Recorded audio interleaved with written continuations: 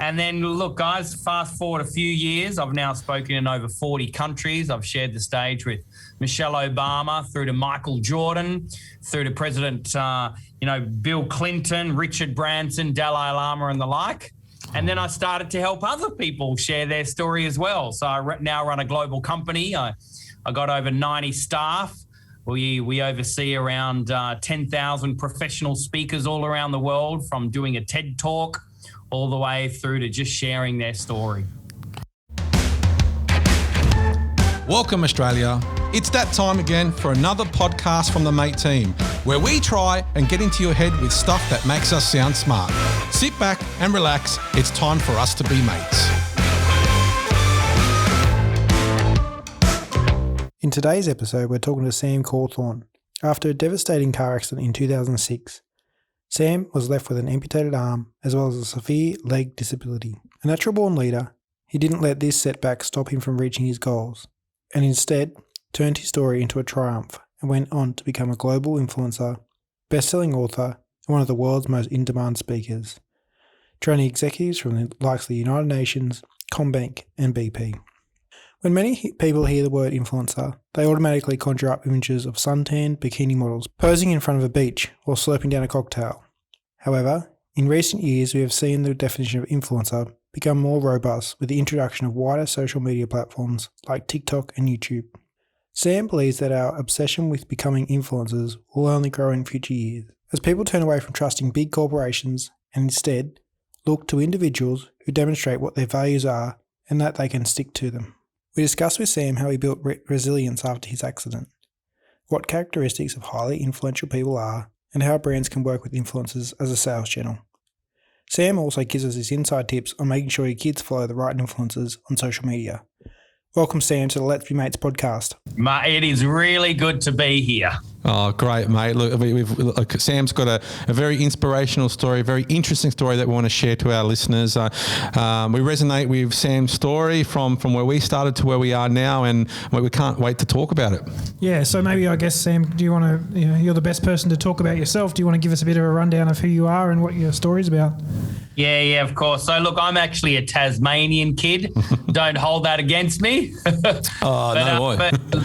So my mum is Indian, father's Scottish, but I was, born and raised in country Tasmania. But I always knew deep down that there was something big and pretty significant on my life. And so anyway, I was working for the Australian government straight out of school, and I was driving along in my big company car, big V8 Statesman, and I fell asleep behind the wheel. I was then told I veered over the other side of the road, and the police said it was a 206-kilometre head-on collision with a semi-trailer truck. Oh, really? I now realise you don't have a fight with a semi-trailer truck. Yeah, that's true. But yeah, that actually left me living with a disability. So now I've only got one arm and I got one good leg that works. I was in hospital, 5 months in a wheelchair for a year. But it was really interesting. I then there was a local youth group asked me to share my story. So I thought, okay, look, why not? I'll just go and share my story. And then a school then asked me to share my story. And the more that I was sharing my story, I realised that us human beings, we're really hardwired, for narrative, for great, inspiring stories. So I decided to start charging schools to get me to speak. And then, look, guys, fast forward a few years. I've now spoken in over 40 countries. I've shared the stage with Michelle Obama, through to Michael Jordan, through to President, Bill Clinton, Richard Branson, Dalai Lama and the like. And then I started to help other people share their story as well. So I now run a global company. I got over 90 staff. We oversee around 10,000 professional speakers all around the world, from doing a TED Talk all the way through to just sharing their story. Oh, that's amazing. Such a crazy story, an inspirational story, how you got up from what happened and achieved what you did today. And sorry, how long ago was that accident? It was back in 2006. So, 2006. Yeah, it was about 15 years ago. Oh. After a life-changing event like that, right, you obviously can go down many paths. You can go the right way, you can go the wrong way. How did you build that, the confidence, that resilience to get yourself up and get you to where you are today after such a big impact in your life? Yeah, look, I was born and raised in a rough, tough, type area. And also I'm one of 11, right? Yeah. Oh, really? 7 boys, there's 4 girls. I'm an uncle 49 times. I mean, that's what happens down there in Tasmania, right? That's amazing. So I grew up with a lot of grit, a lot of determination. And I suppose after my car accident, now being dealt with, new hand in life, excuse the pun. But, look, I could have come from a place of, man, I can't believe I've only got one arm, and gone down that whole, excuses type track. But I had just had this mindset that said, wait a sec, I'm really glad I'm still alive. Yeah. And I just constantly just came from a place of, it might sound fluffy, but it's true. I came from a place of absolute gratitude. I'm alive. I still got kids that love me. I got a wife that supports me. I'm alive. Yeah. And so for me, as soon as I just come through to that mindset of thinking, wait a sec, I'm alive today for a reason and a purpose, I suppose that was really an internal drive for me to, just really reinvent myself. Yeah, it's crazy. And don't get me wrong, this is nowhere near the same. But I mean, I think through the situation of COVID and, people losing their jobs and things like that. And, a lot of the people in our business said, well, shit, I've got a job, let's do as much as we can to make sure that this job stays around. Right. And, I think that mentality is the same. And I mean, like, you've got true human spirit, right? And we've come across in my world, that's not something that's normal. Right. I mean, and unfortunately, right, people don't feel like they've got the passion inside them or whatever it is, and something little can get them down. And I mean, do you talk about those things in your presentations and your talk? Like, do you talk about, how you get yourself out from being where you are to where you are now? And, like you said, look, I'm alive. How do you bring that across to your audience? Yeah, look, it's really interesting because, to be quite honest, we're just sick and tired of people telling us, preaching to us, you have to do this, you can't do this. And, ever since we're young kids, our parents told us what to do, our teachers tell us what to do, our boss tells us what to do. So that's why I think story is going to be the real key ingredient to influence someone, in a positive way. That's certainly now something that I always do. Nowadays, I only read biographies, rather than someone just, giving me a theory. Yeah. I want to hear a story that someone's lived and breathed and experienced. So that's why, obviously, something that's really helped me in and around sharing my story, and we get inspired through other people's stories. And I realize that, my story in a way is now a metaphor to inspire other people. So instead of me preaching to them, you have to do this, you can't do this, you must do this. Instead, I just share my story of through my struggles, I found my success. Through my adversity, I found my positive, behavior. Through my tough times, I experienced, a fulfillment in life. So I think, using my story as a metaphor, that's what we are inspired by. We're inspired by other people's stories. The power of storytelling, right? It's the way of the world. It's amazing. You become a positive influence or influencer, and social media these days, there's plenty of negative influences. So we won't get into that side of things. But for us as a brand, we look to we're going down the path of we need people to help tell our stories, right? We want authentic people to tell our story and bring on customers, because we can go and tell everyone, and there's a bit of a bad taste for telco and things like that. But what are the for us as a brand, what would be some things that you would suggest that brands could really take advantage of working with influencers? Yeah, look, and I think a lot of people also always, finding out various ways how they can market themselves better, how they can get their message out there in a better way, how they can, reach more people and so on and so forth. I still believe that, one of the greatest ways to do that is actually by sharing the vulnerability of our struggles first, and then how we got through that. Even if you look at, what's happened in recent months in and around, Harry and Meghan, all of a sudden we see Meghan, sharing with us, her real struggles in her life. And all of a sudden now we have empathy for her. We have compassion for her. And now we're cheering on. And that's very much an Australian thing. We always rooting for the little guy. We've got this tall poppy thing as well. So then that begs the question. I do believe that one of the greatest ways to market oneself and get your message out there isn't by just simply saying, these are all the successes we've done. It's flipping awesome. Instead, we need to, be vulnerable through that journey. Get this. The word vulnerability comes from the Latin word vulnerabilius, which means an open wound. And in order to truly connect and inspire, our potential customers, clients and the like, it's about opening a wound and saying, hey, I've struggled. I've been just like you, but I've found a way how to navigate that through that. Let me share with you. And the more that we as listeners can relate, the more that I can then think, wait, I can be just like you. And that's ultimately, one of the key ingredients to the marketing, journey isn't by just sharing all these testimonials of all this glory and success that we've had. It's more about saying, hey, look, we've had people that have struggled just like you. And that way then I can connect with that person from a customer consumer point of view.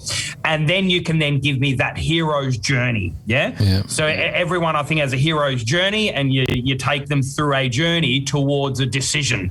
And ultimately, how I see an influencer is not necessarily, someone who's, walking around with hardly any clothes on, wearing a bikini. Or an influencer is not just someone selling you health products. What a true influencer is someone who is winning our attention. 100%. And that is what an influencer is. And one of the greatest ways to win people's attention is by opening a wound and being vulnerable. I love it. One of the marketing methodologies we have in our business is the head, heart, hands. We call it the triple H, right? We said if we can get into somebody's head with the right information they require, then we can get into their hearts by telling them a story. And if we get into their heads and get into their heart, then they'll do something with their hands, which is buy our product.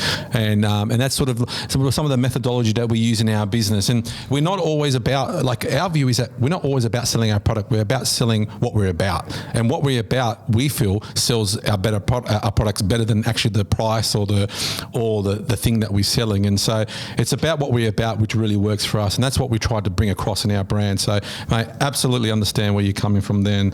And it's amazing. And look, a follow-up to that, have you seen any examples or yourself around brands, bad examples of brands using influencers? Have you come across any brands using influencers in the wrong way that you come across? I mean, I'm sure there's a lot out there. I'd love to understand your view on that. Yeah, look. There's a thing where what we're seeing at the moment, which is called the profile economy. Yeah. And basically, what we're now moving away from is trusting company brands, logos, products, organisations, governments, media, and the like. And one of the main reasons is because they've lost our trust. Yeah, and they've lost our trust through not having the safety and security of having a long-term employment, and or alternatively, even in recent years, what we've actually seen is, a lot of the big tech companies now are cancelling culture. What we're seeing is a really, really interesting thing in and around some of the large big boys where these are faceless brands. And so more and more we are actually now moving towards this profile economy where people follow people, and ultimately the more that we can, in a way build our profile, get our face out there. I truly believe that our greatest visual marketing piece isn't our logo, isn't our brand. Our greatest visual marketing piece is our face. Why? Because people follow people buy people. And Simon Sinek puts it beautifully. He actually says people don't buy what you do, they buy why you do it. And Simon Sinek, in the top 5 most watched TED Talks in the world. And so ultimately then that begs the question, what are we doing right now to build our own personal profile? What are we doing to get our own personal story out there from a vulnerability point of view? More and more I actually say that our number one piece of real estate is ourname.com, not necessarily our business name, but our own personal name, because we use our own personal name as a funnel to actually get more customers and clients into our actual company name. And so more and more, I'm sharing with people about how to build your profile. What are you doing right now to get your story out there? And how can you be a person that people like and trust? And you being your own personal brand, and so on and so forth. So that's certainly what we're seeing with the growth of our company. As I was saying, we've now got a team of over 90 people, and the majority of our brand is all built off the profiles of our facilitators, of our trainers, of our speakers, which has been really successful for us. And in your business, and the 90 people, you obviously have multiple trainers and presenters. Is that right? And so, do you educate them yourself? Do you have a structure in your business? This is probably going left of field a bit, right?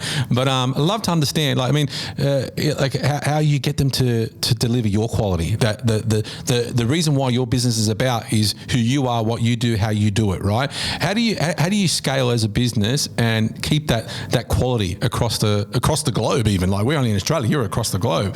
What's the secret to that? What's your methodology around that? Or what's your secrets? Yeah. So that really is the age-old question when it does come to, business, particularly when you look at the E-Myth and the like, moving from a manager, into a leader or even into the entrepreneur or even into the investor. Yeah. One thing I found is, I've got to make sure that I have my own, leadership team, my own disciples in a way, to make sure that they can catch the DNA, not just the values, but the DNA, the culture, and they can work at a standard that I'm really happy with. So the more that I invest in my core, 12 disciples, the more that they can then ultimately infrastructure that type of, standard across our organization. And so the more that I identify that and know exactly then how to train that, then it's ultimately going to be a winning solution long term. I always work from the 3 L's, and these 3 L's are really based on, identifying the characteristics of your team around you, So the first L is loyalty. I always want to make sure that, that the people that I choose that are going to be in my close circle, they have a deep level of loyalty, because loyalty isn't just a 3 or 4 or 6 or 12-month thing. Loyalty happens over the second L, which is longevity. So I want to make sure I see loyalty married with longevity over a long period of time. Once there's loyalty and longevity, then together we can then create legacy. Yeah? Yeah, absolutely. And so all of a sudden now you see most of my leaders, most of my managers have been with us now since day dot, since 7+ years. And so ultimately they're now thinking like I am. They're now doing like I am. They're now creating the standard like I am. And I suppose this is all, these principles are all based off, one of my latest books. So I've written 11 books, including 4 New York Times international bestsellers. This one here, it's called People Follow People, the 12 characteristics of an influential leader. This certainly has helped me to be a better leader in identifying the characteristics of my team, of my managers, of my staff, in order for us to see a real deep level of loyalty across the board. That's amazing. Yeah, and look, we always say that people make or break your business and your relationships with those people. And Mark and I have worked together for 12, 15 years now. Yeah. Unfortunately, across a number of different roles. And when we get back together each time, we know how each other operates. We know the good and the bad. We know where the gaps we need to fill from each other. So you keep those people and you keep them close and bring them back over time. One thing you mentioned about influencers in particular, about being authentic and relatable, this is just a question off the top of my head. Someone like the mega celebrities, I guess the Kardashians of the world, I can't imagine they're authentic or potentially relatable. The biggest issue they might have that day is what colour, lipstick they're going to put on. But is celebrity bigger than just a normal influencer? What's your impression?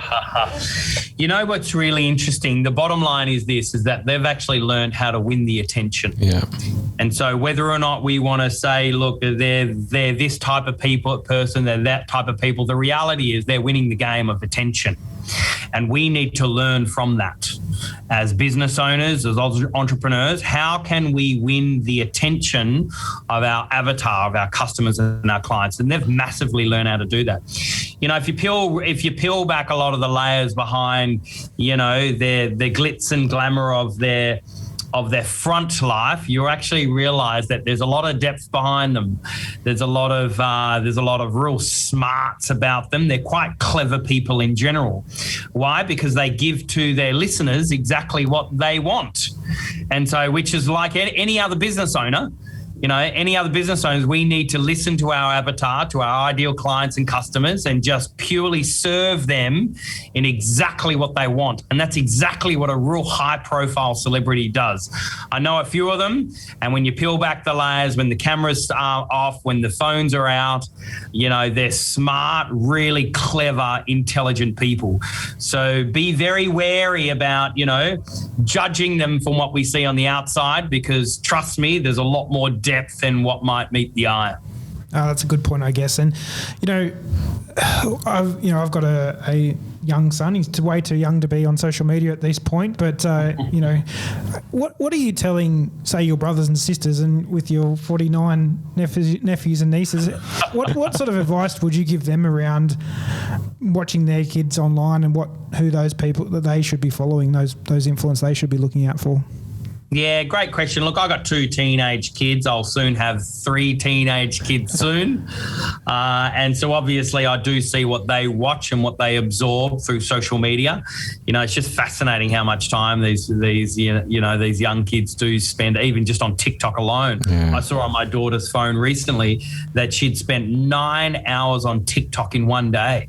Like, it's just incredible. It was just a day when I was working or when she had off school, and that's just what she did. So certainly there are a number of things that we do, you know, that I do encourage my kids to just be really wary of, and make sure that their foundation of their youth is still a protected in a way. But certainly as parents, you know, my wife and I, we do put boundaries on certain things. We do put, you know, security on certain things as well, which I think is really important. But you know what's really interesting is that my kids now know the entire life story of a lot of their idols, and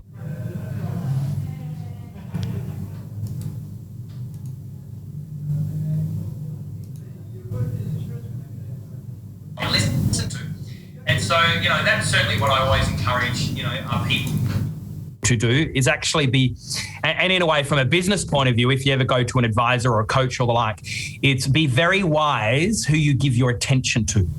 Yeah. Because ultimately people can influence you in a negative way, then you'll have to unlearn some things. Yeah. And so the more that we are very, very wise in and around, like, for example, I saw someone recently giving advice on how to write an international best-selling book, and I didn't like the advice that he was giving. So I went up to the person that was giving me advice and I said, hey, how many international best-selling books have you written? And he said, none. My point being is this: there's a lot of people out there that would love to just give you advice. Lots of people out there who would love to, you know, give you their 2 bobs worth of opinion.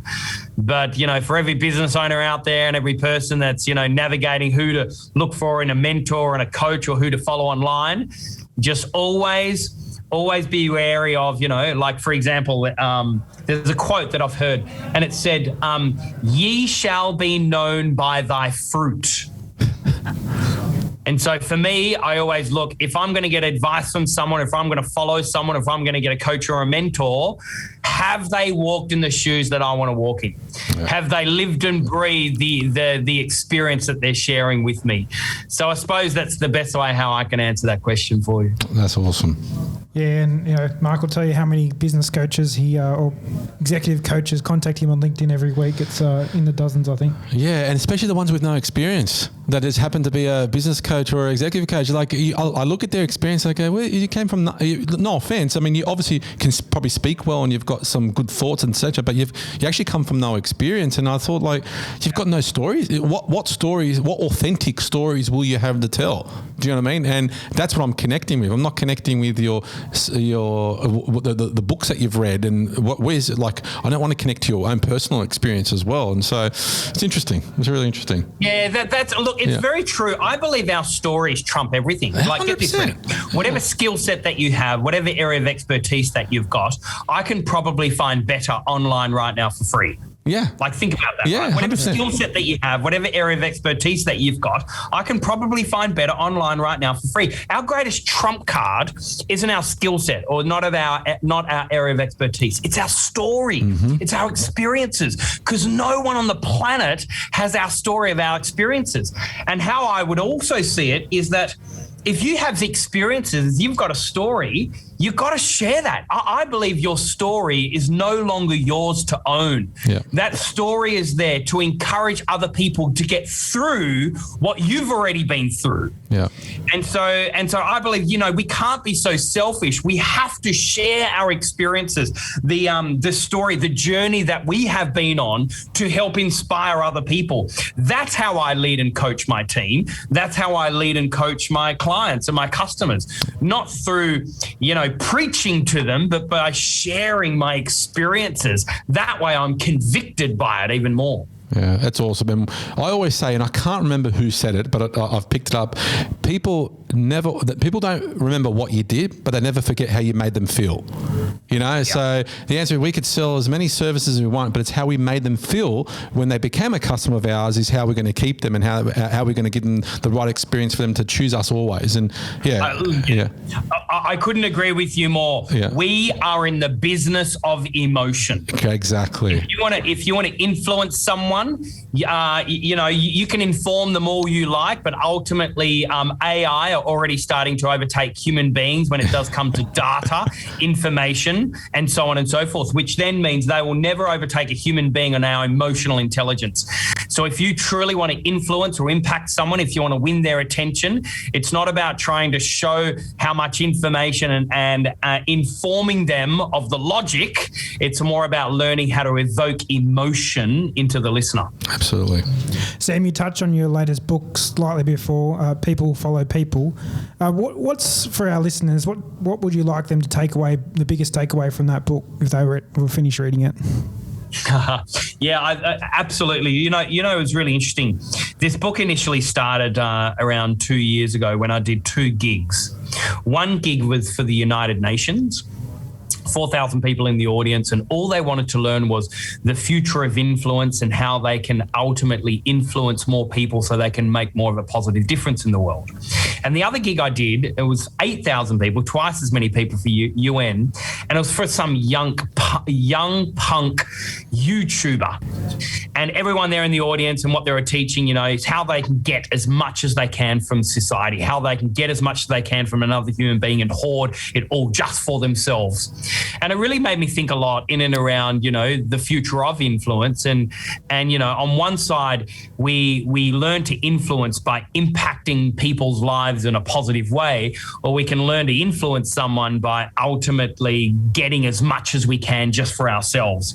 And so the book is in and around, yes, the profile economy, how to build your profile, but not necessarily from a selfish point of view, but how you can build your profile and contribute. Because I believe this: value is not value unless it addresses the pain point or problem of your target listener. And get this, ready? My income is directly associated with how much value I gift humanity. Yeah. Which then means if I want to make as much money as I can, I need to add more value and serve humanity better in order for my income. So it's, in a way, it's a lot of people think that that income comes before success, but I actually, I think it's completely flipped. I think you are the most successful when you are contributing, then the income will come. 100%. I couldn't agree more. And Sam, and so tell our listeners where they can find out more about you, about your business, and about your books. Good stuff. Look, my company is called Speakers Institute. So if you just go into any social media at all, just type in Speakers Institute. They can see all about me and all about our company as well. My latest book is available anywhere at all. People Follow People, the 12 characteristics of an influential leader. Thanks for that plug. Did that sound good? Yeah, it sounds perfect. Hey, look, I mean, you've told a great story today, and this has all been about story and about getting up and getting on with things and adding value to humankind and humanity. And so we love it, mate. And look, Sam, we've loved having you on board. We'd love to get you back in a couple of months, see how you're going, what you're doing, and and go from there and see how your story's evolving. But first and foremost, thanks for being on board. Everybody, all Sam's details and how to get in contact with his business and where to buy his books we'll put into the notes of our podcast. But Sam, mate, great to have you, and mate, we look forward to speaking to you again, and good luck with everything. Yeah, thanks for having me, guys. I really appreciate it. Thanks, Sam. Thanks for listening to the Let's Be Mates podcast by the team at Mate. Search for the Let's Be Mates podcast on iTunes, Spotify, YouTube, and at letsbemates.com.au. Hit subscribe to get the latest episode each week. For all your telco needs, choose a provider you can trust like a mate. Visit letsbemates.com.au, Google Mate, or call us on 13 14 13 to sign up today. See you soon, mate.